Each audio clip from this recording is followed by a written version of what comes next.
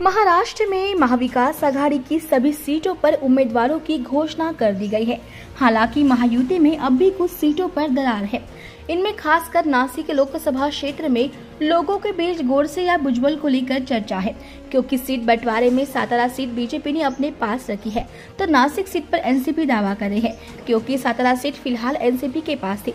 हालांकि जब से वहां उदयनराजे की उम्मीदवारी की घोषणा हुई, सातारा की भी चिंता दूर हो गई। अब सबकी नजर नासिक लोकसभा उम्मीदवारी पर है।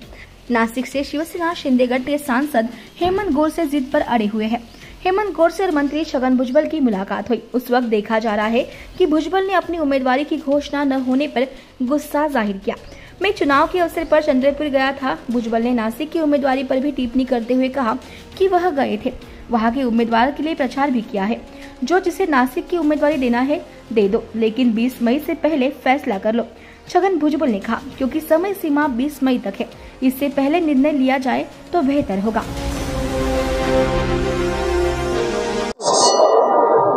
सगळ्यांना सुखी ठेवा परमेश्वरा, सर्व सुखी संता। रामाच्या मंदिरातून आपण हार घालून आलेला आता उद्याच हार समजायचा का?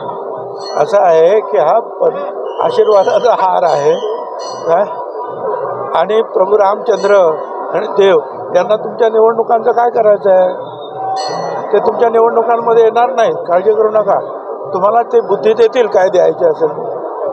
आमचे जे तिथले पुजारी बांधव आहेत त्यांनी हार घातला, म्हटलं ठीक आहे ठेवतो थोडा वेळ।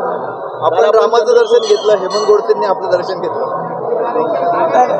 आमचे मित्र आहेत ते पण दर्शनाला आले होते।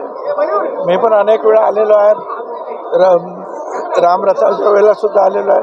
लहानपणी तर यायचोच यायचं, परंतु आज नाशिकमध्ये होतो, म्हटलं चला। ते सुद्धा योगायोगाने आले, त्यांना शुभेच्छा दिल्या। योगायोग चौथ्यांदा येतोय, 2014, 2019, 2024 तिसऱ्यांदा योगायोग येतोय दोघांचा राम मंदिरामध्ये। हो असं काय असते आणि भुजबळ। बरं ठीक, मी त्यांना शुभेच्छा दिल्या।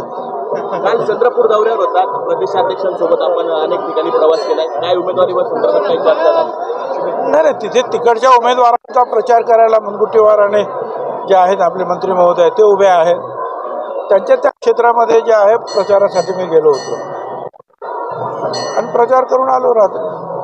आता आणखी 7-8 ठिकाणी 7-8 दिवस त्यांनी मागितलेले आहेत, ते आता विचार करून आम्ही त्यांना देतो प्रचार। केसरकर आता आले होते त्यांचं ठीक आहे ना, ज्यांना माझं म्हणणं एवढंच आहे की ज्यांना द्यायची असेल ती जागा द्या नाशिकची, पण 20 मेच्या अगोदर निर्णय घ्या।